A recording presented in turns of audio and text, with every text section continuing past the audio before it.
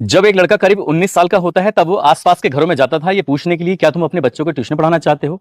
ऐसे ही एक घर का दरवाजा खटखटाया तो वहां से एक महिला निकल के आती है। महिला की उम्र लगभग 33 साल के आसपास रही होगी। उस महिला ने पूछा कि भैया क्या बात है, क्या परेशानी है। तब वो लड़का पूछता है कि दीदी अगर आपको कोई एतराज ना हो, आपके यहाँ पर कोई बच्चा हो तो उसे मैं ट्यूशन पढ़ा सकता हूँ। महिला ने जैसे ये बात सुनी उसने कहा कि बच्चे तो हैं लेकिन एक बेटी है 3 साल की है और दूसरी बेटी लगभग 5 साल के आसपास की हो रही है। मैं अपने पति से पूछूंगी और जब तक पति हाँ नहीं कहेंगे तब तक मैं हाँ नहीं कहूंगी। ये बात सुनने के बाद वो लड़का चला जाता है और वो इंतजार कर रहा था कि वो महिला अपने पति से पूछेगी। पति से पूछने के बाद उसको हाँ या ना में जवाब मिल जाएगा। उसका पति ड्यूटी से जब वापस आता है तो वो अपने पति से पूछती है कि पास में ही एक लड़का रहता है, वो पूछ रहा था कि क्या तुम अपनी बेटियों को ट्यूशन पढ़ाना चाहते हो।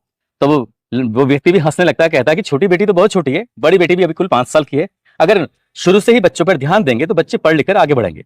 पति की भी हाँ में हाँ हो जाती है और उसके बाद फिर वो उस लड़के का इंतजार कर रही थी। लड़का अगले दिन आ ही जाता है। आने के बाद पूछता है कि दीदी क्या हुआ, क्या मैं आपकी बच्चियों को ट्यूशन पढ़ा सकता हूँ। तभी उस महिला ने कहा कि बेटा एक काम करना, पहले तुम मेरी बड़ी बेटी को पढ़ाओ, बड़ी क्योंकि छोटी अभी बहुत ज्यादा छोटी है, 1 आध साल के बाद उसे पढ़ाना शुरू कर देना और आप कल से शुरू कर दो। यानी कि जैसे ही माँ ने ये कहा उस लड़के ने उस बेटी को ट्यूशन पढ़ाना शुरू कर दिया। वक्त जैसे जैसे आगे बढ़ रहा था वैसे वैसे वो बच्चे भी बड़े हो रहे थे और वो लड़का जो अपनी पढ़ाई कर रहा था, पढ़ाई के साथ साथ बच्चों को पढ़ाता भी था।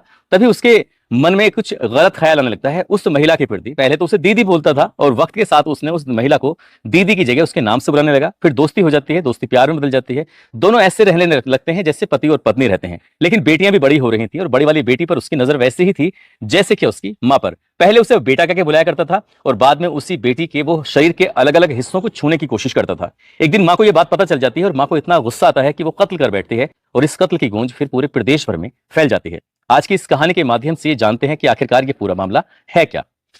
आदाब, नमस्कार, सत श्री अकाल। मैं उस्मान सैफी। आज की जो सच्ची घटना मैं आपको सुनाने जा रहा हूं, ये सच्ची घटना है उत्तर प्रदेश की राजधानी लखनऊ की।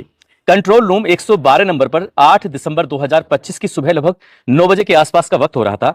एक फोन आता है और जैसे ही फोन आता है उधर से फोन उठ जाता है। उठने के बाद आवाज आती है कि उत्तर प्रदेश पुलिस की 112 नंबर की सेवा में आपका स्वागत है, हम आपकी क्या मदद कर सकते हैं। इधर से उस महिला ने कुछ नहीं कहा, सिर्फ आवाज आती है कि मैंने एक कत्ल कर दिया है और लाश घर के अंदर रखी हुई है। उधर जो महिला थी, क्योंकि इस तरह के फोन बहुत बार आते रहते हैं, पुलिस वालों को परेशान करते रहते हैं। शुरुआत में तो लग रहा था कि ये सिर्फ सुबह सुबह मजाक की जा रही है, लेकिन फिर से पूछा गया तो फिर से वही जवाब था कि मैंने एक कत्ल कर दिया है, लाश घर के अंदर रखी हुई है।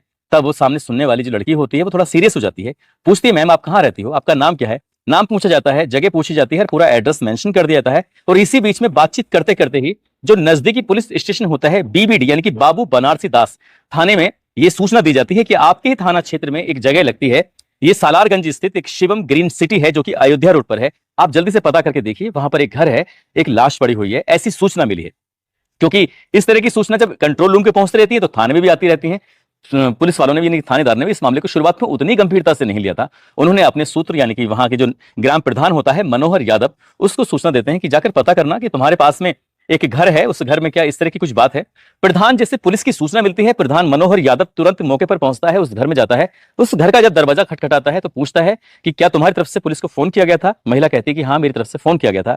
पूछता है कि क्या तुम्हारे घर में किसी की कोई लाश पड़ी है। महिला कहती है जी हाँ लाश पड़ी है, आप आकर अंदर देख सकते हो। जैसे ही ग्राम प्रधान ने लाश देखी, ग्राम प्रधान के भी होश फाख्ता हो जाते हैं। तत्काल प्रभाव से वापस वो थानेदार को फोन करता है, थानेदार यानी कि राम सिंह। उन्हें जब फोन किया जाता है कि साहब हाँ वाकई ये तो सूचना बिल्कुल पक्की है, सच्ची है, जितनी जल्दी हो सके आप आ जाइए। अब एसएचओ हो या डीएसपी हो या डीसीपी हो, ये तमाम आला अधिकारी मौके पर पहुंच जाते हैं। मौके पर आने के बाद देखते क्या है कि करीब 32 साल की उम्र है और नाम है सूर्य प्रताप सिंह। सूर्य प्रताप सिंह की लाश थी जो कि पड़ी हुई है और ऐसा लग रहा था जैसे कि किसी धारदार हथियार से एक बार नहीं बार बार मारने की कोशिश की गई थी। अब पुलिस वालों ने उस लाश को कब्जे में लिया और कब्जे में लेने के बाद अभी पता करने की कोशिश की कि आखिरकार पूरा मामला क्या है। दरअसल वो जो मरा हुआ व्यक्ति है इस घर के अंदर, 32 साल की जिसकी उम्र है, जो पड़ा हुआ है, इसके जो पेशे से इंजीनियर है, एवरेडी कंपनी है जिसमें एग्जीक्यूटिव वो इंजीनियर होता है और वो मूलतः रहने वाला होता है उत्तर प्रदेश के जिला देवरिया का। थाना लगता है भनवारी और गांव लगता है परसिया भीकम। ये वहां का रहने वाला होता है। लेकिन जो परिवार है वो लगभग 15 साल पहले ही लखनऊ में आकर शिफ्ट हो जाता है। बेटा अलग रहता है और जो उसके पिता हैं वो जानकीपुरम लखनऊ में रहते हैं।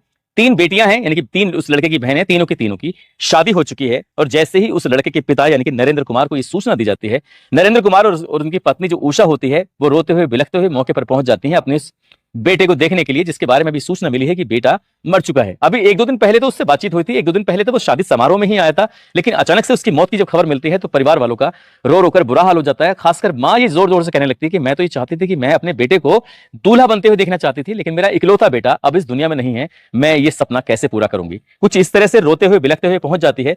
घर के अंदर 3 सदस्य हैं जिन पर पुलिस की भी नजर थी, और जैसे ही नरेंद्र कुमार जानकीपुरम लखनऊ वाले जो होते हैं अपनी बेटी की खबर पाकर वहां मौके पर पहुंच जाते हैं। बाबू बनारसी दास थाने में वो सूचना देते हैं कि मेरे बेटे की जो हत्या की है वो रत्ना ने की है, और रत्ना ने जो हत्या की है वो जो घर है वो मेरे बेटे का है, जिसकी कीमत आज की तारीख में लगभग 50 लाख रुपए के आसपास है। इस मकान को कब्जाने के लिए ही उसने ये हरकत की है, और इसे जितनी जल्दी हो उसके साथ गिरफ्तार करो, गिरफ्तार करने के बाद उसको जेल भेज दो। उसकी 2 बेटियां हैं, उसकी दोनों बेटियां भी इस पूरे कृत्य में शामिल हैं। जैसे ही पुलिस को ये प्रार्थना पत्र मिलता है, एफआईआर दर्ज हो जाती है, पुलिस अपना काम करना शुरू कर देती है। अब मीडिया वाले भी जुट जाते हैं इस घटनाक्रम को जानने में कि आखिरकार पूरा मामला है तो है क्या। कहानी शुरू होती है साल 2012 से। सूर्य प्रताप सिंह नाम का जो लड़का होता है, जब वो 19 साल का था तब वो खुद भी पढ़ता था और वो इधर उधर आसपास के घरों में ट्यूशन की तलाश में रहता था कि ताकि ट्यूशन मिल जाए। ऐसे ही एक घर होता है राजेंद्र कुमार नाम के व्यक्ति का, जो कि जनगणना विभाग में सरकारी कर्मचारी होते हैं। वो दिन में ड्यूटी पे जाया करते थे, घर में उनकी पत्नी अकेली थी। पत्नी का नाम होता है रत्ना। उस वक्त उनकी पत्नी की उम्र थी 33 साल के आसपास। छोटी बेटी की उम्र 3 साल और बड़ी बेटी की उम्र 5 साल। वो रत्ना से पूछता है सूर्य प्रताप सिंह, दीदी क्या आप अपने बच्चों को ट्यूशन पढ़ाना चाहती हो? तभी वो कहती हैं कि छोटी बेटी तो बहुत छोटी है, तुम बड़ी को ट्यूशन पढ़ाना चाहते हो तो इसके लिए मैं अपने पति से पूछताछ करूंगी। जब उसने अपने पति से पूछा तो पति ने कहा कोई दिक्कत नहीं है, बच्चे अगर पढ़ेंगे तभी तो आगे बढ़ेंगे, इस तरह की बात थी। लेकिन पति के अंदर एक ऐप था, और वो ऐप था शराब का नशा करने का, और वो शराब का नशा बहुत ज्यादा करता था और इसलिए वो बीमार भी रहने लगता है। इधर सूर्य प्रताप सिंह घर में आता था, रोज ट्यूशन पढ़ाकर वो अपने अपने चला जाया करता था। 2 साल तक ऐसे ही सिलसिला चलता रहता है। एक दिन खबर मिलती है कि राजेंद्र कुमार अब इस दुनिया में नहीं रहे। साल 2014 की बात है।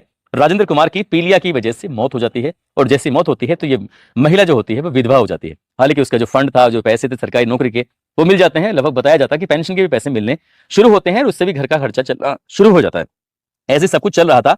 इसी बीच में जब अकेली रत्ना रह जाती है, तब सूर्य प्रताप सिंह जब बच्चों को पढ़ाने के लिए घर पे आता है तो नजदीकियां बढ़ जाती हैं, दोस्ती हो जाती है। दोस्ती कब गहरी हो जाती है, दोस्ती कब प्यार में बदल जाती है, इस बात का पता ही नहीं चलता। आखिरकार जब इन दोनों के घर वालों को, यानी कि सूर्य प्रताप सिंह के घर वालों को, साथ ही उस रत्ना के घर वालों को ये बात पता चलती है कि इन दोनों के बीच में नजदीकियां बढ़ रही हैं, तो परिवार वालों ने इन नजदीकियों को रोकने की कोशिश की कि ये सब रिश्ता समाज इसको मंजूरी नहीं देगा, इसलिए तुम इतना करीब मत जाओ। जितना इनको रोकते थे ये दोनों उतना ही करीब जाते चले जाते हैं।